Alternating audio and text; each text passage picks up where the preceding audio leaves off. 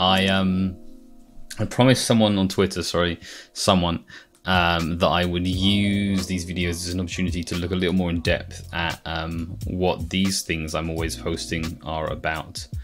So let's break this down. We're going to focus on this season just gone in the centre forward role.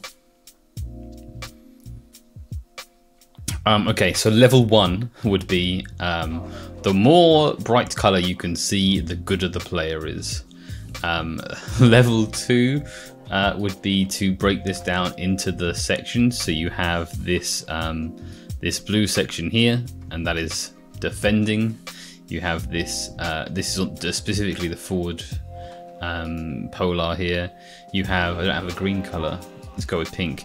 You have this green section here, which is like you could call this midfield interaction, you could call this service, I think is probably more the case with Richarlison. You could call this playmaking. You've got this sort of purple section. This is goal scoring, box presence, sort of typical centre forward type play. And then the top left quadrant, the yellow quadrant, is your sort of your wingeriness, your 1v1 ball carrying type ability, right? And so the level of analysis after that, the third level of analysis would be to look at each individual thing. Okay, so he's a high presser who turns the ball over a lot, and he's sort of he doesn't look too great in the air this season. We're going to look at that in more detail in a little bit. You can say, oh, he's not receiving progressive passes at all. He's barely receiving passes.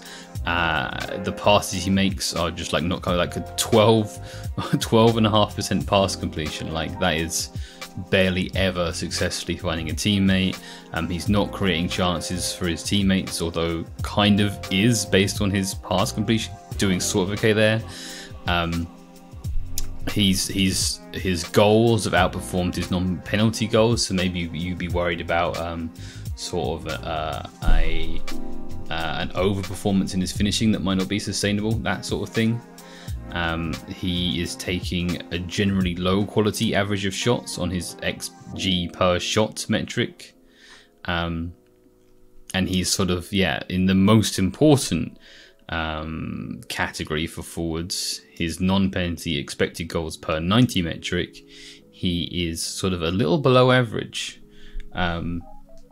Maybe you would take that very negatively, but we will contextualize with the team that he's playing for and other such things.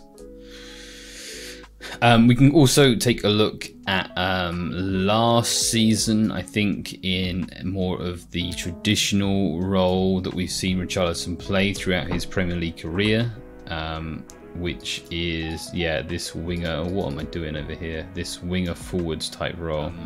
If you were to look at him as a winger type player, you would see, again, impressive defensive contribution, and he looks much more impressive aerially when you're talking about him as a winger compared to as a centre forward, because of the roles that those players take, but also the different role that he's played for the club across those two different seasons. Again, we're going to take a look at that.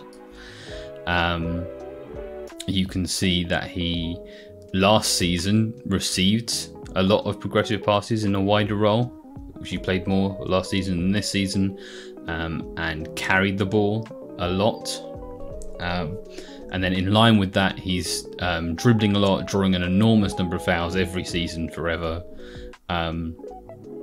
He's not a creative passer. His passing doesn't even come off a lot. Again, this is the wide role. This is last season. And he's also not crossing very much. But what he is doing from a winger role is getting a much higher level of non-penalty expected goals and a presence in the opposition box. Again, he's not passing to his teammates. He's picking up the ball.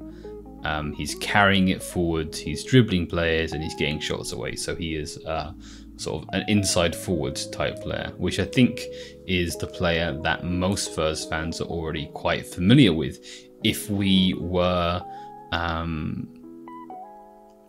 to just first address Does Richarlison make a good backup for Son? I don't think that requires a video. I think most Spurs fans are already fairly familiar with Richarlison in this sort of winger forward type role and his quality there.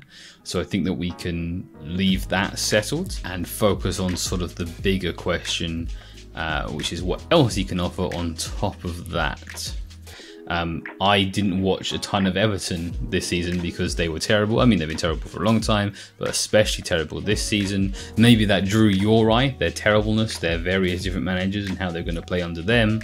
But Richarlison played a lot more centre forwards this season with Dominic Calvert-Lewin now injured than he has done in previous years. And that for me is the sort of big, interesting discussion point with him, is how well he can deputise not only for Son, but also for Kane.